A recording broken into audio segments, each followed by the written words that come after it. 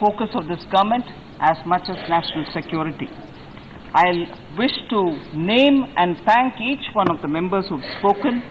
Dr. Shashi Tharoor, Shri Jain Sinha, Shri T.R. Balu, Shri Kalyan Banerjee, Shri Vinayak Raut, Shri Santosh Kumarji, Shri Bhatruhari Mehtab, Shri Sukhbir Singh Badal, Shri Raghuram Ramakrishna Raju, Kumar Danish Ali, Shri Sunil Tatkare, Shri Jagdampika Pal, Shri Pradyut Bordoloi, Shri Baidyanath Prasad Mahato, Srimati Aparajita Sarangi, Shri Tokihito Yeptomi, Shri Jugal Kishore, Shri Ramesh Viduri, Shri Harish Duvedi ji, Shri Rang Appa Chandu Barne, Shri Raksha Nikhil Khadse, Shri Bhagwant Maan, Shri Virendra Singh ji, Shri Nama Nageshwar Rao, Shri Vinod Kumar Sonkar, Shri Ramchandra Paswan, Shri Ganesha Murthy,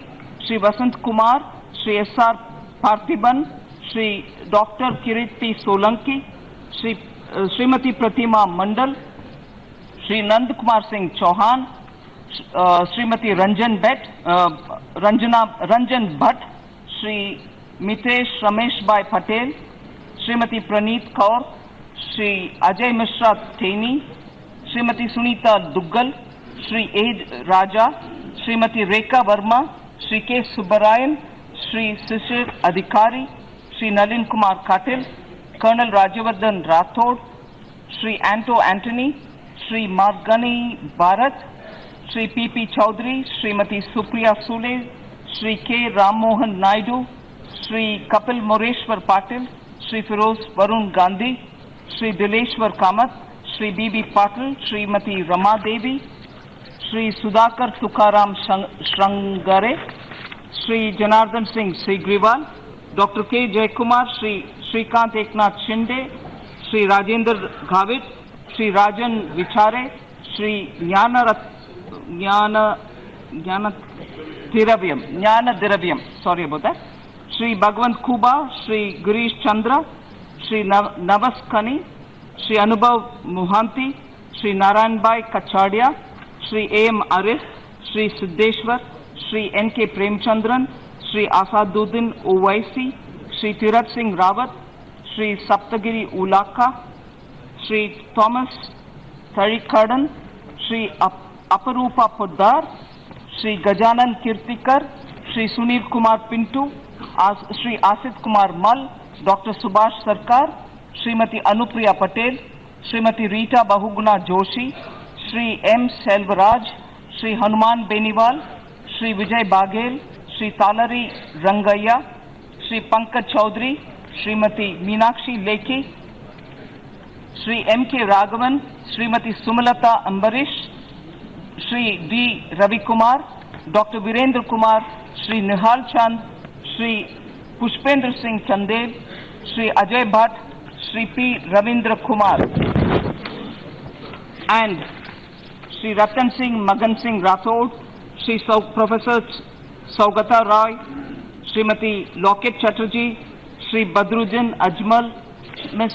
Agatha Sangma, Shri Pradeep Kumar, Shri Komati Reddy Venkat Reddy, Shri Sanjay Kumar Bhandi, Shri Godeti Madhavi, Shri Kagan Murmu, Shri Tiruma Balavan, Shri Ravi Kishan, Shri Pratap Simha, Srimati Sangeeta Azad, Shri Sangam Lal Gupta, Shri Tapir Gaon, Shri Om Prakash Bhopal Singh Rajay Nimbalkar, Shri Mukesh Rajput, Shri Dharmendra Kashyap, Shri Gaurav Gogoi, Shri Sushil Kumar Singh, Shri Ramcharan Bohra, Dr. Subhash Bhamre, Shri Prabhat Bhai Sababhai Patel, Shri Ajay Tamta, Shri Raju Bista, and probably three more who have spoken this afternoon. And as of the last four of them who have spoken just now, and as of last night, there was a cumulative total of 15 hours and about 9 minutes spent on this in in addition to that, you'll add what has been spent here now. So I'm extremely grateful that the members volunteered to speak, came up with a lot of suggestions and questions, and really, it's inspirational that the budget has evinced so much of interest in this House. Sir Speaker, I just want to bring in certain factual picture of how this budget has been presented to this House. There was an interim budget which was presented in 2019-20 in the Parliament on 1st February 2019. And the connected appropriation bill, which is the vote on account, was all passed, and it was effective till 31st July 2019. As a result, this budget which is now being passed is essentially to keep the continuity post 31st July, to maintain the government and its expenditure, and also to provide for the fiscal year which is already commenced. So with the constitution of the 17th Lok Sabha and the formation of a new government, the regular budget, as this is now called, the regular budget for 2019-2020 has been proposed to the Parliament in this session. The regular budget, as we call it, 2019-20,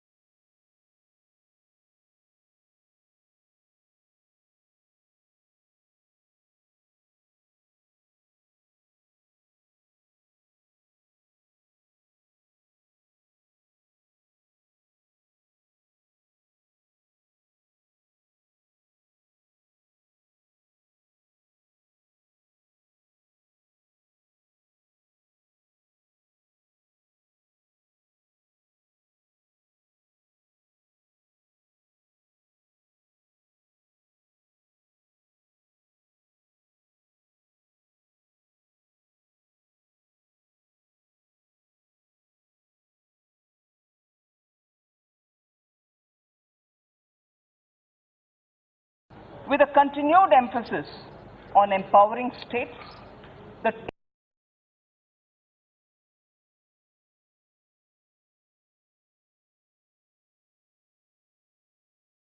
$428 crores. I repeat that number, 13,29,428 crores. This entails an increase of, this is important, this entails an increase of 82,845 crores over the RE of 2018-2019 and 2,44,298 crores more than the actuals of 2017-18.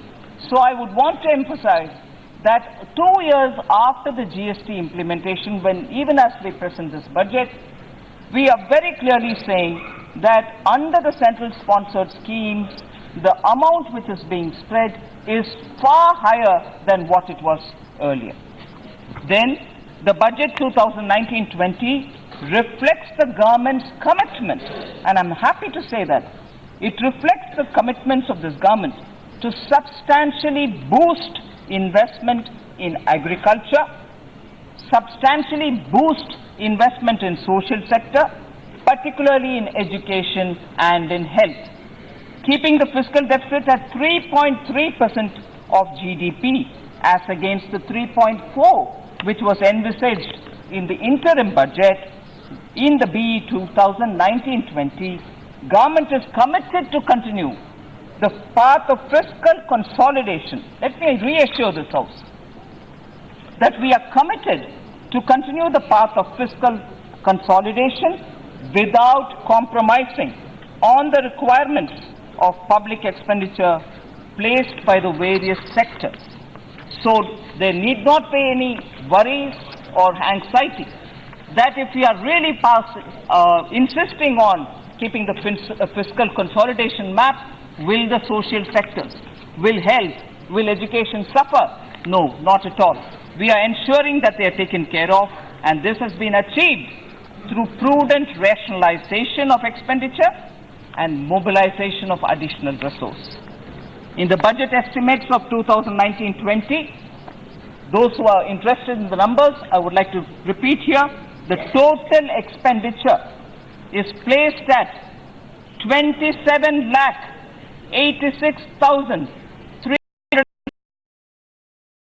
showing an increase of 3,44,136 crores.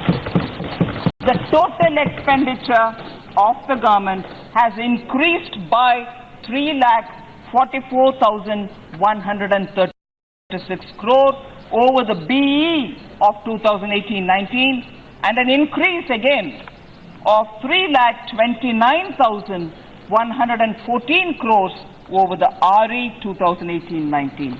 So with figures, I wish to say here, not now.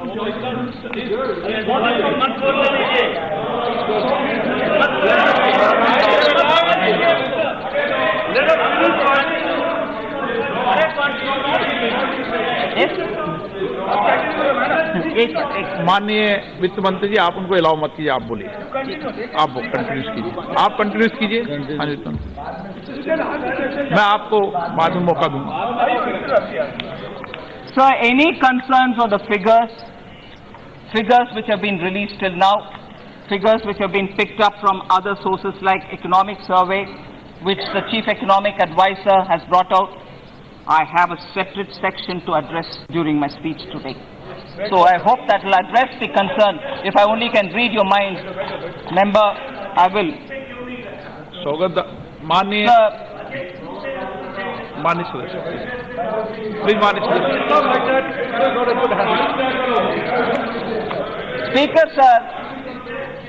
Speaker sir, Professor Saugata Roy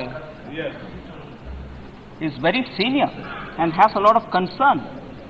Noticed my absence about not being in the house yesterday. And I shall respond to him and to the concerns that he's raised with just one comment to make. That data did not make a part of my speech, was something which I myself stood up to say as soon as I finished the budget speech, with your permission. And I wish Professor Saugata Roy heard me say that then, that it was part of the annexure to my speech and part of an entire budget document. If only Professor, respected Speaker, if only Professor and a senior member of this House heard me as much as he noticed that I was not in the House, heard me as much as I spoke that day and went into over the weekend into the budget document, he wouldn't have this question today. But never mind. So I continue with your permission. To speak about my reply to the members. So the budget estimate clearly, which I've read out now, shows increase in government expenditure. And the total expenditure includes a provision of 12 lakh and 2,404 crores under the various schemes. So the figures for expenditure, particularly on sectors which will be of keen interest for most of us, I have explained here. There is of course a lot of questions about tax receipts. I'll take 1 minute of your precious time, Speaker. The gross tax receipts, and this is not something which I'm saying today, they are all in the documents. The gross tax receipts are budgeted at 24,61,195 crores in the BE 2019-20, which marks an increase. Members, please note, tax receipts, I have mentioned what I've said in the BE 2019-20, and that marks an increase of 2,13,020 crores, 9.48% increase in tax receipts over 2018-19 BE-RE. Centre's net tax revenue after transfer of state share and transfer to National Disaster Response Fund is estimated to be 16,49,582 crores, with an increase of 1,65,176 crores. Again, an increase of 11.13% over the RE of 2018-19. So nowhere, I reassure you, Speaker, sir, nowhere is a decline. Expenditure is improved and increased. Income receipts have also increased. So I like to assure this House that the figures which I'm reading now here are there for you to refer and if necessary come back to me on again. The non-tax revenue receipts are estimated at 3,13,179 crores in the BE of 2019-20, and the revenues expected from disinvestment, which will be of interest to many of our members. The revenues expected from disinvestment are budgeted at a realistic 1,05,000 crores in BE 2019-20. Now let me assure you again, the projections made in the budget are realistic and adequately provide for items of expenditure such as defense expenditure, pensions and salaries, internal security, and other welfare programs and establishment expenditure of the government itself. So to fully finance these expenditure commitments, necessary resource mobilization from tax and non-tax sources have also been envisaged. So, as I said, members have taken a lot of interest. A lot of inputs have come from members who have raised various different questions too. But here I wish to aggregate the various comments made by different members. Some of them will relate to one or two members. Some of them will relate as my response. Some of them will relate to many members. So I've tried only to collate all of them by topic, and the response is more for each one of those honorable members who have raised the questions. So instead of going through response by each member, I'm going with a collated version so that all of our times can be more optimally utilized. Speaker, sir, I recollect that when I was presenting the budget, I very clearly said that this budget certainly comes at a time when an interim budget had already been presented. I'm also conscious that this is the last year of the 14th Finance Commission, and this year, probably sometime in November, October, November, the new commission, the 15th Finance Commission's report will be received. It will be submitted to the Rashtrapati, and then, of course, the government will get to seeing it. And therefore, the budget which comes in February of 2020 will take on board the recommendations as it is then decided, as it would be then decided of the new Finance Commission. But then, this budget definitely, as I kept saying to some of my colleagues, has two bookends. One is the interim budget which was submitted in February before the elections, and the fact that there is a Finance Commission. And between the two bookends, we are making provisions, and therefore, this budget gives a big picture of this newly elected government which has a strong mandate from the people of India. And as a result, the big picture tells you what we want to do in the 10 years, which was broadly mentioned even during the interim budget. And even as it does roll out the 10-year vision, we've kept ourselves a mid-decadal target, which is the 5 trillion economy, $5 trillion US dollar economy target.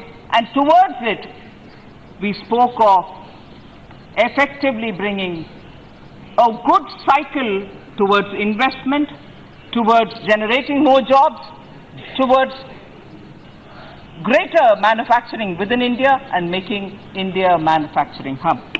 And how would we do it?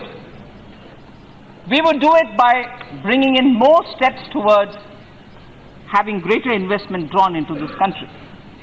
And for that promotion of growth, among many other things, the few things which I want to draw the attention of the House, which is also part of what some of the members have raised, foreign direct investment policy sees further liberalization. There's a turnover limit hike as regards lowering of the corporate tax from 30% to 25%. So today only companies which have up to 400 crores get covered under the 25% taxation. Additional income tax deduction of 1.5 lakh on the interest paid on loans taken to purchase electric vehicles. And moving the GST Council for the reduction of GST rates on electric vehicles from 12% to 5%. Along with all this, government has also increased the scope of voluntary pension scheme for retail traders and shopkeepers to everyone with an annual turnover of less than 1.5 crores.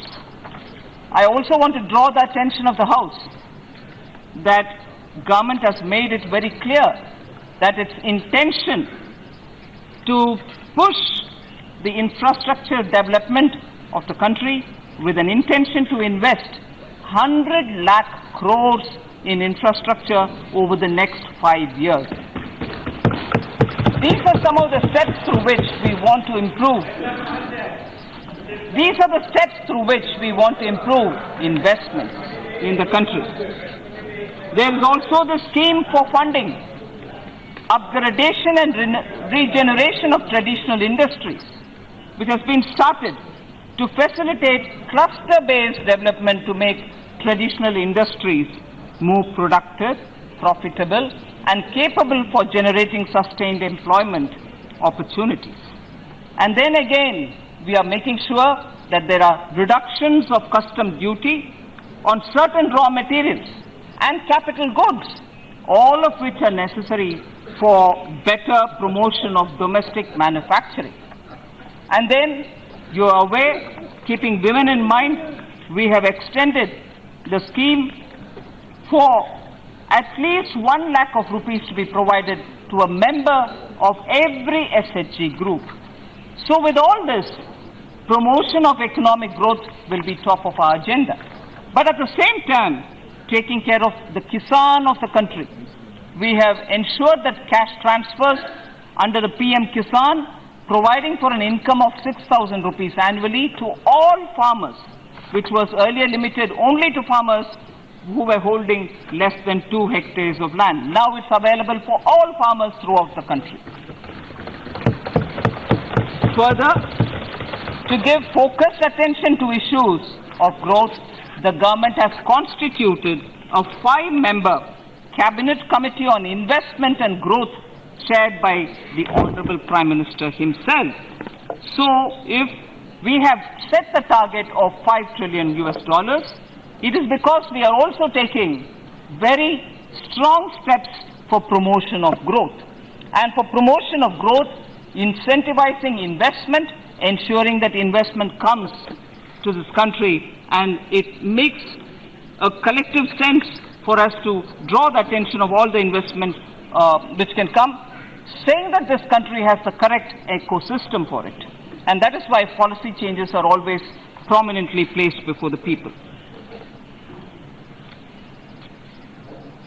I come to the data which is of great interest for many of our members, and who actually have started, likely because they want clarity, to question as to why there are so many different figures floating around. I'd like to say specifically on the GDP growth rate related questions which all members probably were meaning to ask me. The growth rate of the nominal GDP for 2019-2020 in the budget documents I'm sure members are really all ears to hear me on this. I seek their complete attention so that all doubts are dispelled. The growth rate of nominal GDP for 2019-20 in the budget documents has been projected at 12% over the advanced nominal GDP estimates of 188,40,731 crores for 2018-19. The advance estimates of 2018-19 were released. The dates are important. The advance estimates for 2018-19 were released on 7th January 2019. The next, which is equally important so that all the gaps can be filled up. The growth rate of nominal GDP for 2019-20 in the economic survey. Please note, the first one which I said was for the budget documents. This is about the economic survey. The growth rate of the nominal GDP for 2019-20 in the economic survey has been projected at 11% over the provisional nominal GDP estimates of 190,10,164 crores of 2018-19. The provisional estimates for 2018-19 were released on 31st May. The first one was 7th January 2019. This one was released on 31st May 2019. Both the projections, I underline, both the projections are consistent with each other, as each of them project the nominal GDP of 211,607 crores for the year 2019-20. This is because, as compared to the economic survey, the higher GDP growth rate of 12% projected in the budget documents of 2019-20 is on a lower base, lower GDP base for 2018-19. So, why did the budget use it? Naturally, that will be the question next. Why did the budget use it? Something which is different from the economic survey.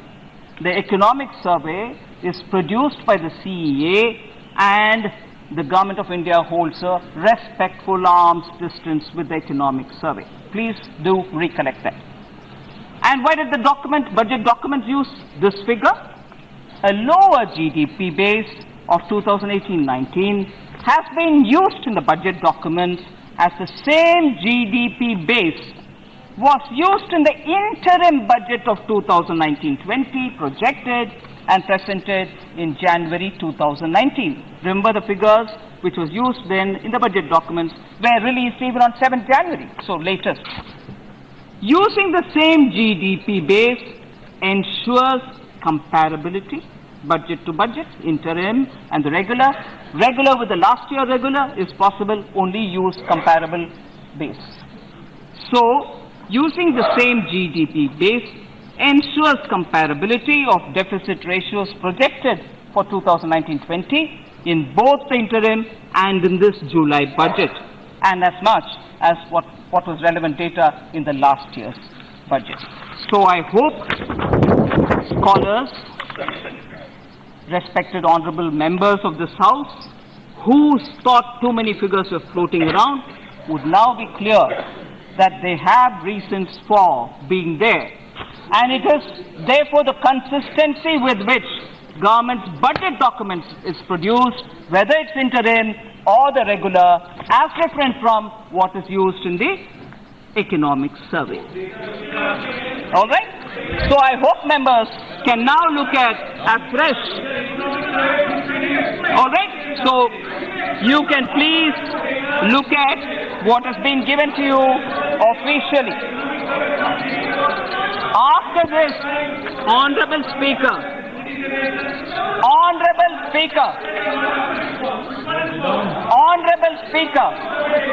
दे दूंगा आपको भी appropriation bill है माननीय सदस्य please माननीय सदस्य Speaker sir, I would like to request them. We have heard them very patiently. and honorable ministry is replying, they should hear, and after that, what you are right, disturbing is your right. Disturbing is your right. No, it is unfair, I am telling you. Please, मान्य सदस्य, Economic survey data of 1819 and now the normal growth data of 1920. मान्य सदस्य, continuous please, मान्य सदस्य please, मान्य सदस्य, जब तक मान्य मंत्री बोलेंगे जी बोले, आप कोई बीच में नहीं बोलेंगे। आपको जो क्लियरिफिकेशन लेना मुझे बताएं, मैं मान्य मंत्री से क्लियर कराऊंगा, please. Thank you, Honorable Speaker. Thank you very much. And I thought, even if I'm mocked at sometimes, I spoke like a teacher to a class of students. Pardon me. And even if that's not sufficient, I'm quite happy to receive members to room number 36 with due respect. Sir, quite a few members.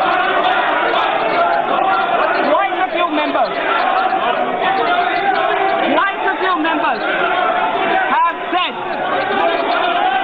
that central government provides funds through National Disaster Response Fund. It is a self-based fund.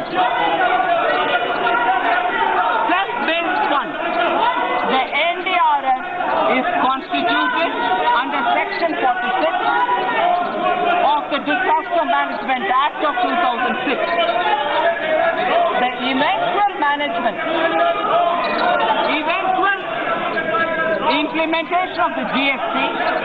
मान्य मंत्री जी, एक minute, मान्य सदस्य please, मान्य सदस्य please sit down, please, मान्य सदस्य please sit down, please, एक minute, sit down, please sit down, please sit down. मैं ऐसी मान्य सदस्य मैं व्यवस्था दे रहा हूं ना, मान्य सदस्य प्लीज, मैं व्यवस्था दे रहा हूं, प्लीज बैठ जाइए एक बार, मान्य सदस्य प्लीज बैठ जाइए, आप दादा बैठ जाइए, मान्य सदस्य प्लीज, मैं व्यवस्था दे रहा हूं, प्लीज मान्य सदस्य प्लीज,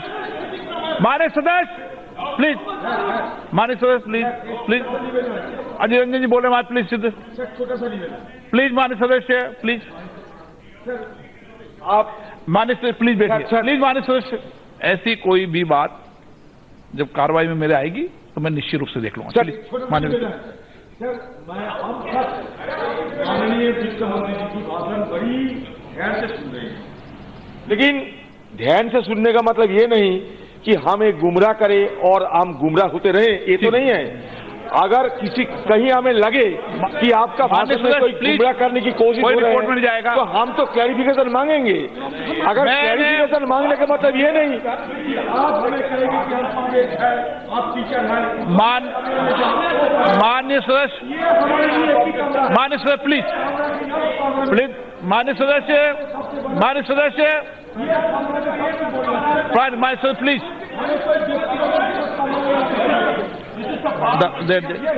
मान्य प्लीज मंत्री जी आप, मान्य सदस्य प्लीज, मान्य सदस्य आप पहली बार आए, प्लीज बैठिए दादा, प्लीज दादा, मैं क्लियरिफिकेशन करने दूंगा, बाबा बाद में मैं मौका दूंगा।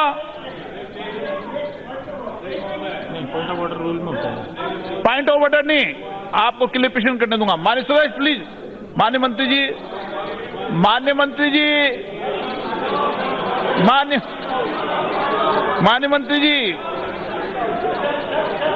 मान्य वित्त मंत्री जी,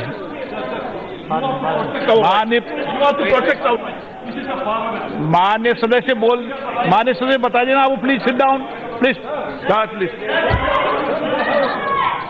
मान्य वित्त मंत्री जी कंटिन्यू। मान्य सदस्य मैं आपका सबका क्लियरिफिकेशन कराऊंगा, प्लीज बैठ जाए। No point of order, no allow point of order. माननीय वित्त मंत्री जी,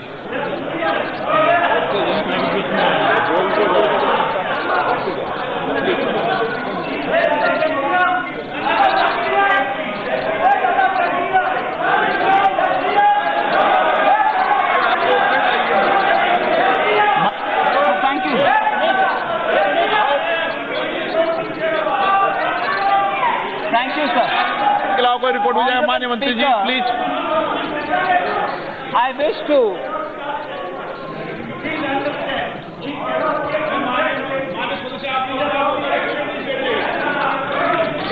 माननीय वित्त मंत्री जी बैठ जाइए।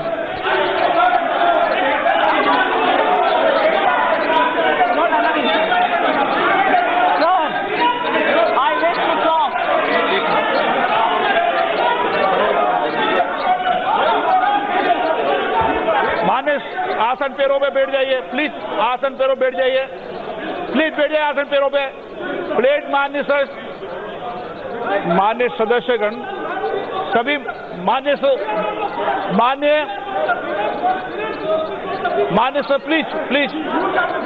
हाँ हाँ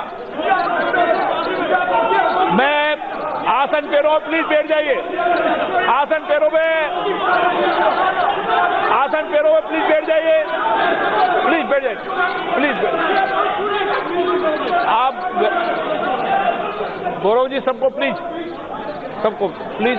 दादा प्लीज प्लीज आसन पैरों पे आप वरिष्ठ सदस्य प्लीज बैठ जाइए। एक बार बैठ जाइए। मान्य सदस्यगण मान्य सदस्य प्लीज प्लीज प्लीज प्लीज आसन पैरों पे। मान्य सदस्यगण मैंने आपको पूर्ण व्यवस्था दे दी थी। मैं सभी कार्रवाई को देखने के बाद सदन में जो उचित होगा उससे आपसे चर्चा करके उस कार्रवाई से उसको हटाया जाएगा। माननीय वित्त मंत्री जी हाँ हाँ बोल दी व्यवस्था दे दी ना दादा। हाँ बोल दी ना वित्त मंत्री जी। Thank you. Sir, I talk about the central government funds. फिर बैठे बैठे please.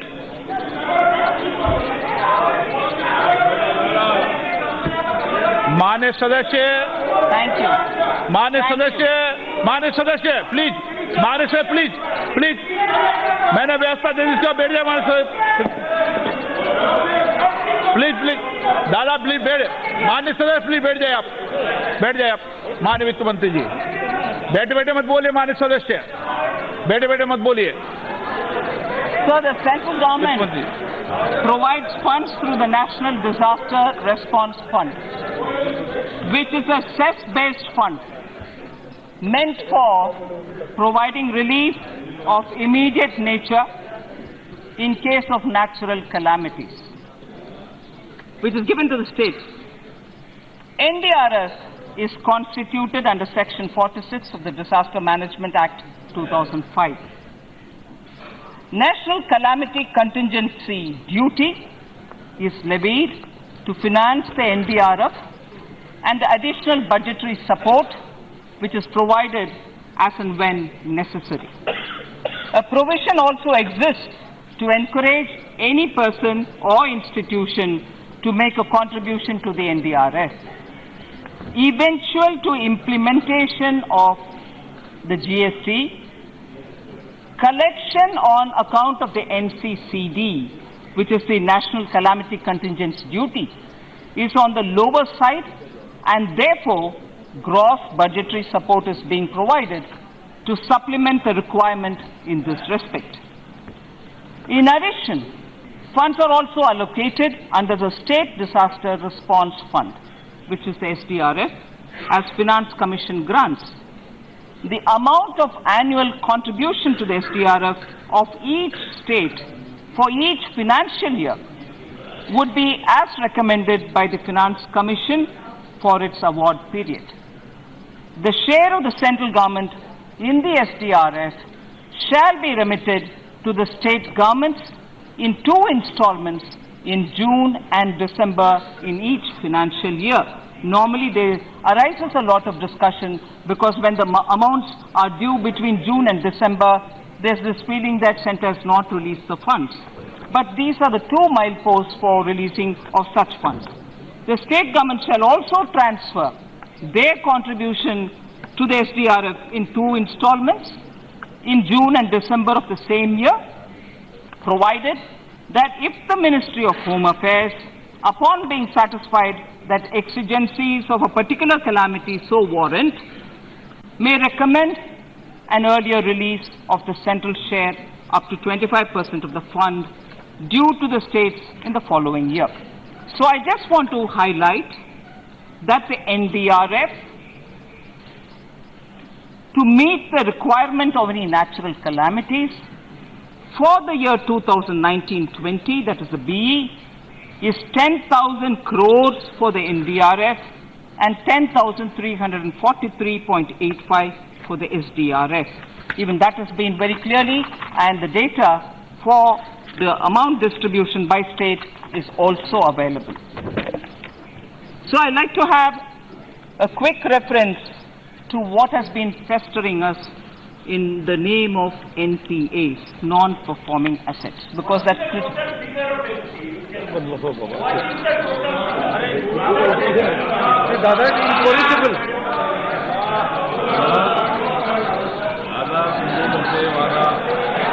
Sir, the banking system in the country has been operating against very severe challenging backdrop. And that backdrop is also aggravated by the difficult global economic conditions. And that's lasted for a long period.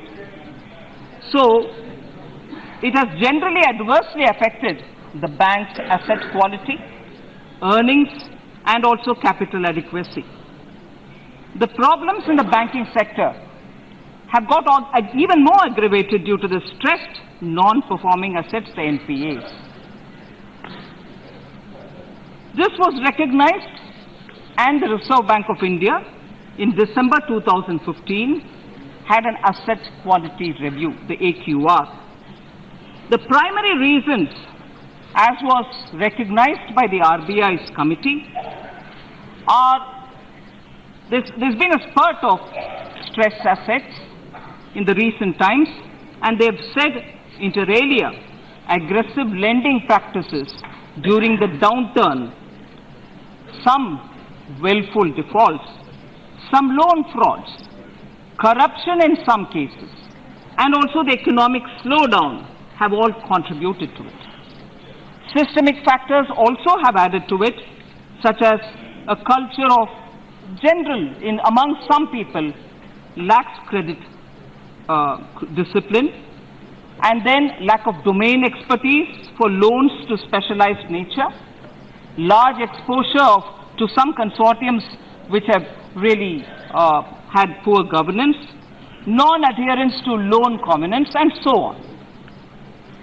So, this government came up with a 4R strategy consisting of recognition of NPAs transparently, leading to resolution, the first R, recovery of value from stressed assets, the second R, recapitalizing the public sector banks, the third R, and the fourth, the reforms in public sector banks and financial ecosystem, thereby trying to reduce the NPAs in total.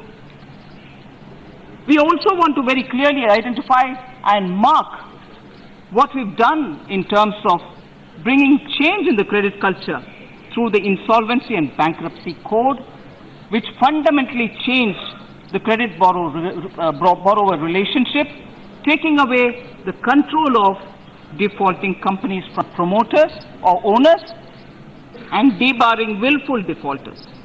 The second is the Securitization and Reconstruction of Financial Assets and Enforcement of Security Interest Act, which was also amended to make it more effective, with provision for 3 months imprisonment in case of the borrower does not provide asset details, and for the lender to get possession of the mortgaged asset within 30 days. These have been absolutely milestone of a step taken towards addressing the issue of NPA, and we strongly believe that we are not only acting from the point of view of drawing investments with newer activities, but ensuring that the NPA issue is solved in a holistic fashion. Over the last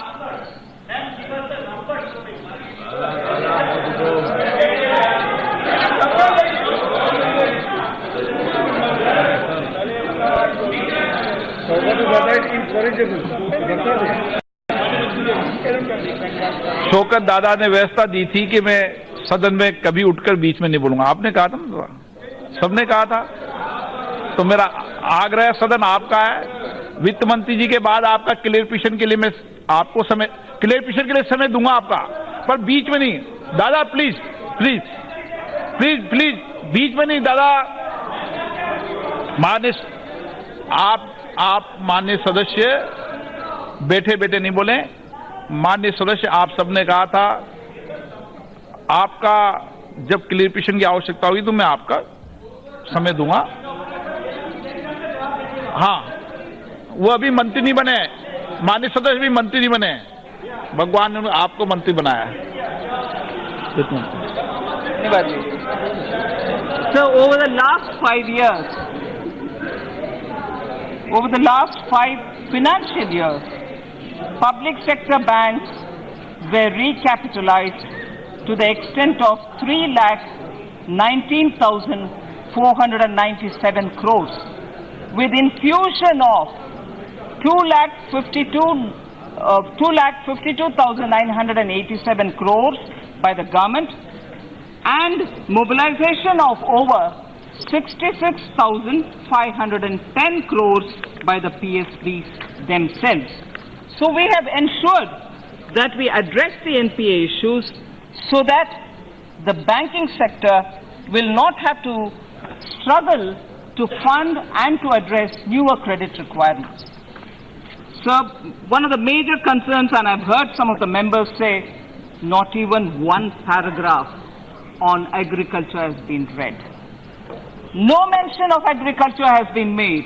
I was surprised to hear this, because if anything, if I've elaborated much during my budget speech, it was for the agriculture sector, it was for farmers' welfare, it was for modernizing agriculture, it was making sure that agriculture in India gets a prominence. Now, in response to the questions which have been asked by some of the members, I'd like to just sort of put that record straight. Of course, every ministry comes up with an annual report from their ministry side to explain what exactly they have done over the year or several years. In the budget, of course, we come up with some mentions of each of the ministries. Therefore, on the agricultural subject of agriculture,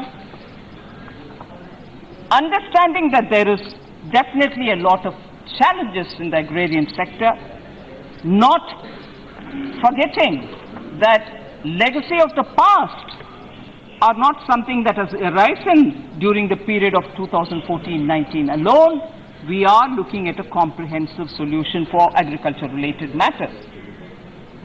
It's our government that has very early, even after taking over the responsibility in 2014, realized that the agriculture sector needs huge transformational steps. It is in this context that the Prime Minister had committed to doubling of farmers' income by 2022, and our government has developed a strategy for doubling farmers' income based on the recommendations of the Committee on Doubling Farmers' Income. So it's not as if we've just come up with a couple of schemes. This is clearly based on the recommendations given by the Committee on Doubling of Farmers' Income. And thanks to our policy, let me put some data on record. The country now produces food grains totaling 289 million tons. Horticultural export is 385 MTs, and 180 metric tons of milk is now being produced. And you know, often in this house during the question hour, several members have asked the concerned ministers, and they have said how India tops on the chart of production of vegetables, fruits, milk, and so many other agricultural products. The Universal Soil Health Card scheme enhanced intensified coverage under the micro irrigation, particularly when we have a water problem all over the country. Micro irrigation is the way to go. Neem coated urea have been promoted, and providing easy access to all the farmers for fertilizers has reduced the cost of cultivation. Again, something which has been repeated all the while. After 2014, We have never seen queues of farmers waiting for fertilizer. There has been no lathi charge when farmers were waiting to collect their fertilizer. Earlier the history was when farmers went for their fertilizers, they were beaten, they were thrashed, and therefore I like to say that our measures have made a difference to the farmers.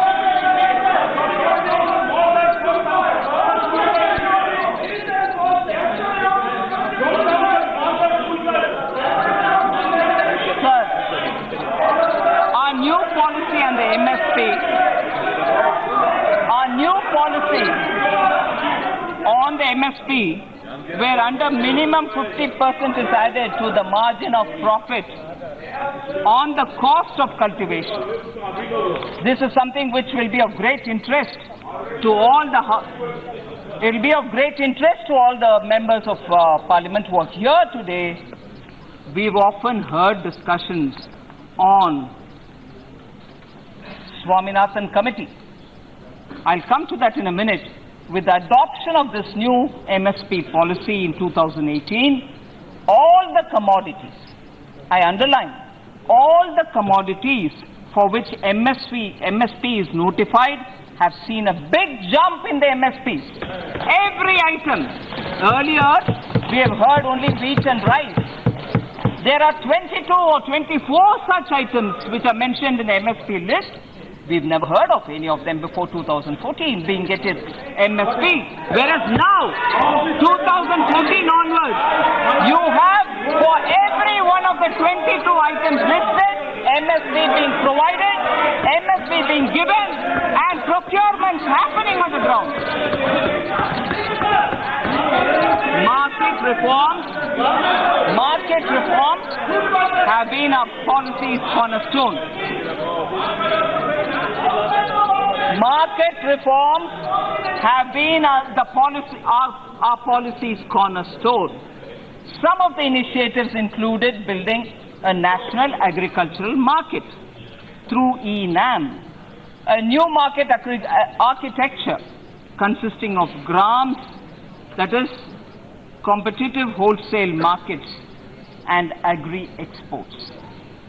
The total in 2018 budget, we have provided for a non-budgetary corpus fund of 2,000 crores to supplement the budgetary allocations and accelerate the pace of coverage under the ENAM and the GRAM.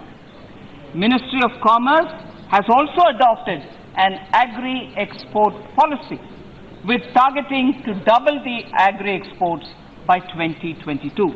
So not just the farmers' income, but also agri-export shall double by 2022 because of our policy. So if all these are reforms for agriculture, we have not forgotten the welfare measures, the measures that we need to take for the sake of the farmers. We have rolled out the PM Kisan, under which 6,000 rupees annually is transferred to every farmer, irrespective of the size of holding. This historic step, costing 87,000 crores in a year, has been enabled by this government. Everybody who talks about farmers' welfare, please note, we have not just spoken about it, we have acted on it. And this is the kind of budget that is being given for farmers' welfare. We are now working on a pension scheme for all farmers called, under the scheme called Pradhan Mantri Man Samman Yojana. And again, just to make sure that greater focus is given on risk management through crop insurance scheme, that's also being accelerated. I mentioned earlier, Speaker Sir, the National Farmers Commission, what is otherwise popularly known as Swaminathan Commission. It is our government that took it seriously and started implementing the recommendations since 2014. Of the 272 recommendations, some of the recommendations have been already implemented. The most important recommendation relates to giving the farmers 50% of the cost of production as profit margin. It is our government, again, it is our government that took the historic decision of providing a minimum of 50% as the margin of profit on the cost of production in the year 2018.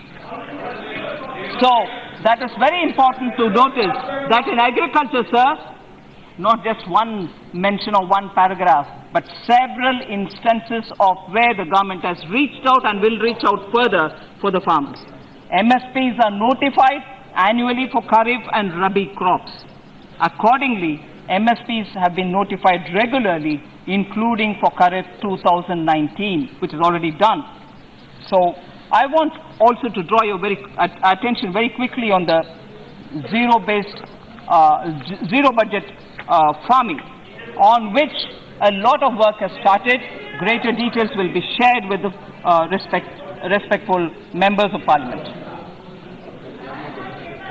Sir, I shall get into the details of crop insurance, but keeping the time in mind, and because I have a few more other things on agriculture, I want to draw your attention saying 5.61 crore farmers have been covered under the insurance schemes between 2018 and 19 over an area of about 30% of the gross cropped area. And we are taking steps to use spatial technology, smartphones, rationalize the number of crop cutting experiments, and ensure that it is conducted in the presence of all concerned stakeholders, who are farmers, insurance agencies, the state government representatives, and the local elected representatives. All can be there when the stakeholders are invited to talk on these things. We're also planning to make the whole thing voluntary, so that farmers willing to pay the premium will alone be covered under the scheme. So, on farmers, let me assure that the members' concern is well addressed, and the budget did speak quite a lot about it. Sir, on the expenditure, again, questions were raised. Mahatma Gandhi National Rural Employment Guarantee Scheme doesn't receive money adequately. Pradhan Mantri Awas Yojana doesn't receive money adequately. I'd like to address this issue. Respected Speaker. I would want to say first of all, both the Mahatma Gandhi Rural Employment Guarantee Scheme and the PMAY are demand-driven. In 2018-19, the BE in the Mahatma Gandhi Rural Employment Guarantee was at 55,000 crores. However, depending on the demand for work, as Manrega is a demand-driven scheme, as I said that in a minute ago, the allocations were enhanced at the RE level to 61,084 crores. 61,084 crores. So compared to the BE of 2018-19 of 55,000 crore, there has been an increase of 5,000 crores in Manrega allocation. Additionality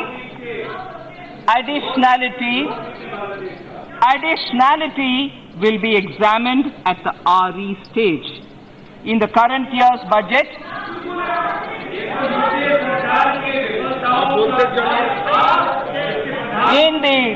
in the current year,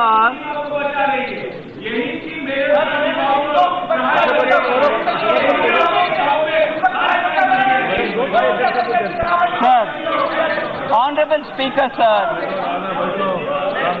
Honorable Speaker, sir, if I'm being rebutted, even before hearing the whole thing, if I'm being rebutted, even before I conclude my point, I may have to add in here, sir, to say Manrega's implementation during UPA, which was criticized by the CAG, and the implementation now mark a very big difference, and that should answer the honorable members. The CAG pointed out to very big slippages, wrongdoings, wrong records, and that was a CAG report. So on the Manrega, the difference now is we are implementing it better than what was done earlier. So the additionality will be examined in the REC stage. In the current year's budget, the BE 2019-20 allocation under the Manrega in the BE 2019-20 is 60,000 crores,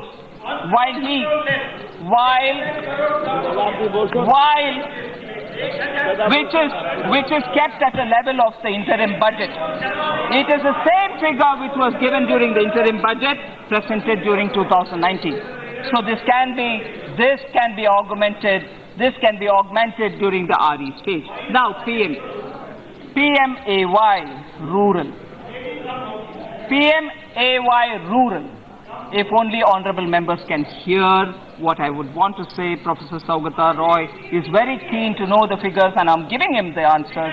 I wish he hears me out. PMAYR, that is the rural.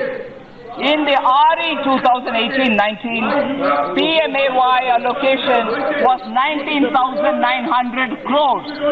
Additionally, extra budgetary resources, extra budgetary support of 10,668 crores was also provided. The total support thus was to the tune of 30,568 crores in 2018-19. In BE 2019-20, the budgetary support has been pegged at 19,000 crores. PMAY beneficiaries are almost being fully covered. But if required, the fund can be augmented again during the RE levels or through the EBR. Decision on the EBR is yet to be taken. I'll very quickly refer to the PMAY urban. In the RE 2018-19, PMAY allocation for urban was 6,505 crores. Additionally, EBR support of 20,000 crores was also provided. I repeat, EBR support of 20,000 crores was already provided. The total support that was to the tune of 26,505 crores. Therefore, this implies an overall increase of about 340 crores. Sir, another issue which will really make the opposition think as to why they are today rejected by the people. I'd like to draw the attention of the entire House on inflation management. I'd like to draw the attention of the House on inflation management. In 2014-15, when we took over charge, soon after that, the CPI inflation, the consumer price index inflation, was at 5.9%. In our time, between 2014 and 19, this has come down steadily to 3% now. 3% now. And even worse, opposition will today know as to why people have rejected them. I'll give you the food inflation figure. The consumer price index. I'm sure they don't want to hear this, sir. The consumer price index for food inflation was at 6.4%. 6.4% in 2014-15. Today, it's come down to 0.3%. As of March 2019, this figure from 6.4 has come down to 0.3%. I wish the opposition hears you. This fact, this figure, they're always wanting figures. When I give it, they don't hear me. Sir, without taking much of your time, I wish to tell you that a quick scan of 99 schemes, all of which have implication on the common man, I can tell you the schemes in which our government has given more money. Mahatma Gandhi National Rural Employment Guarantee Program, 55,000 crores to 60,000 crores. Umbrella scheme for scheduled caste has seen an increase. Umbrella program for development of scheduled tribes has seen an increase. Umbrella scheme for development of minorities has seen an increase. Pradhan Mantri Krishi Sinchai Yojana has increased. Pradhan Mantri Gram Sadak Yojana amount has increased. Pradhan Mantri National Rural Drinking Water Mission amount has increased. National Health Mission amount has increased. National Program for Midday Meal in Schools has increased. Umbrella ICDS amount has increased. Mission for National Livelihood Ajivika amount has increased. Jobs and Skill Development amount has increased. Crop insurance scheme amount has increased. Distribution of pulses to states, union territories and welfare schemes amount has increased.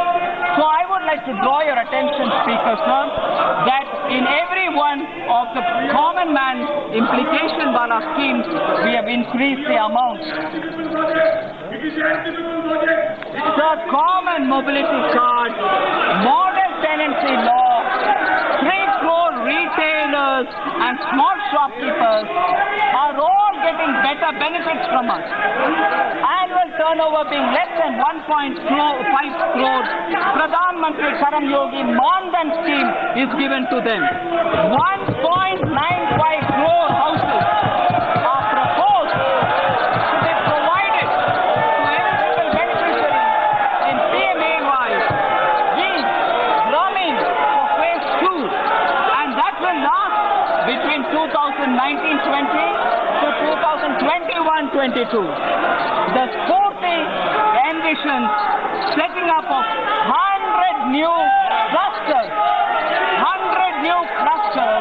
during 2019-20, which should enable 50,000 artisans to join the economic value chain. Sir, most important, we will work with the states to ensure Har Ghar Jal, pipe to drinking water scheme for all the people, to all rural households by the year 2024, and that is under the Jal Jeevan mission. Sir, it is important again to notice that 1,592 critical and overexploited blocks spread across 256 districts identified for the Jal Shakti Abhiyan will be taken up seriously by the government. So sustainable waste management will also be taken up in the rural areas. So for labor welfare, you know that we've already decided that the labor codes will be brought in. Already the cabinet has approved at least one of them. Labor reforms will also happen. Sir, I can elaborate on what we have done for the startups. But very quickly, before doing that, I want to underline with figures as to how we have increased the welfare, for the welfare of SC/STs.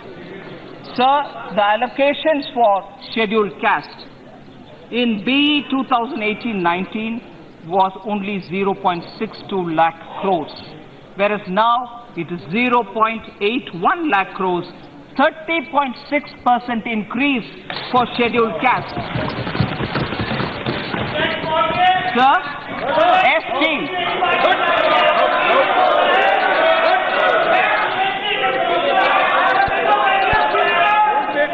Sir, similarly, for the STs, the allocation amount earmarked in the BE of 2018-19 was 0.41 lakh crores.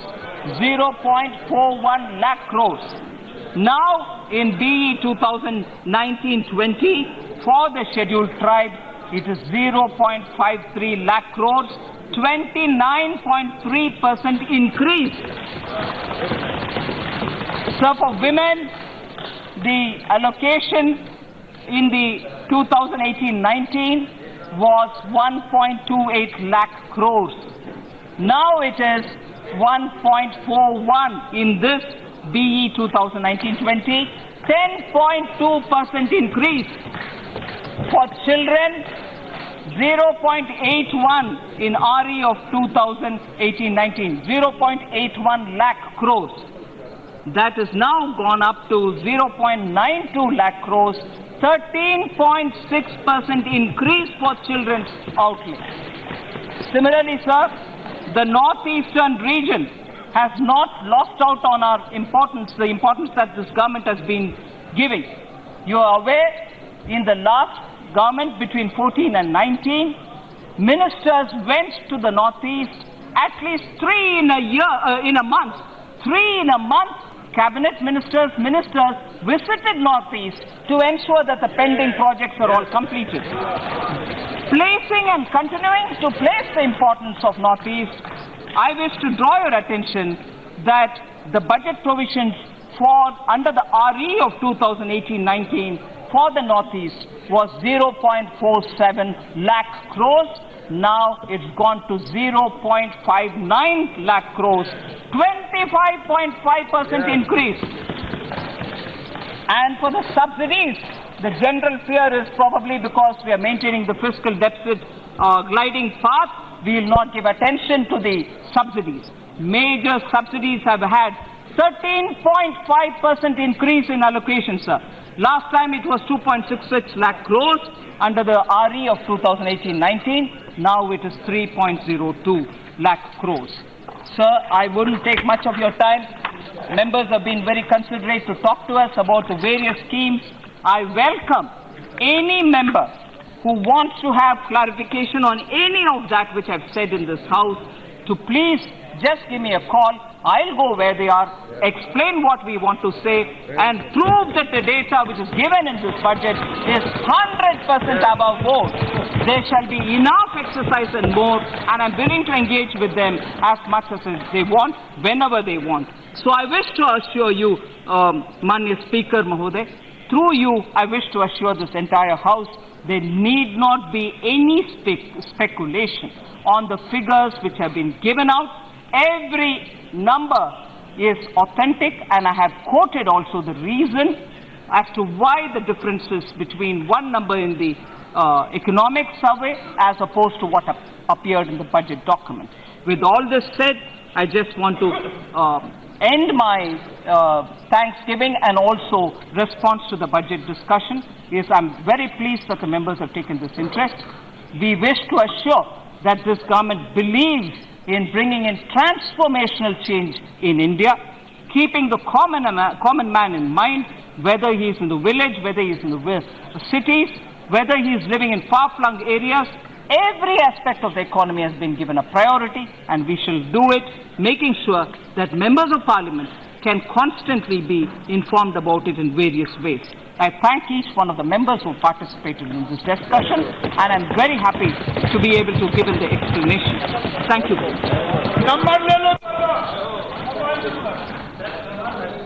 और बोलना हो तो नीचे से बैठ के बोल लो। कोई माननीय सदस्य और बैठ के बोलना चाहता है क्या? माननीय सदस्य, आप बीच में वोट ले लिया, आपका क्लियरफिकेशन हो गया। सुदीप दादा। और नहीं होगा सर। आप भी सर, फाइनेंस मिनिस्टर भी टीचर है, आप भी टीचर बन गए, हेडमास्टर। ये नहीं करना चाहिए। अरे बैठिए, आप चुप रहिए।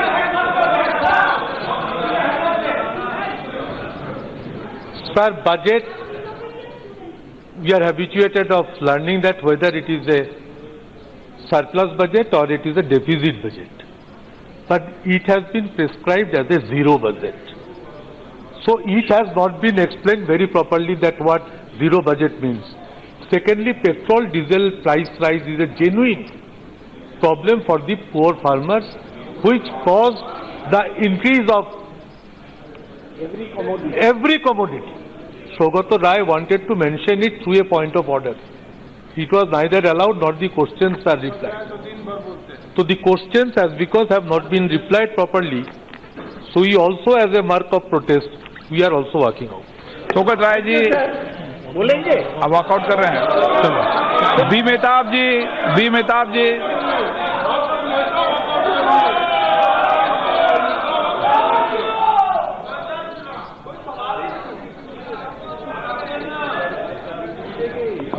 Honorable Speaker, sir.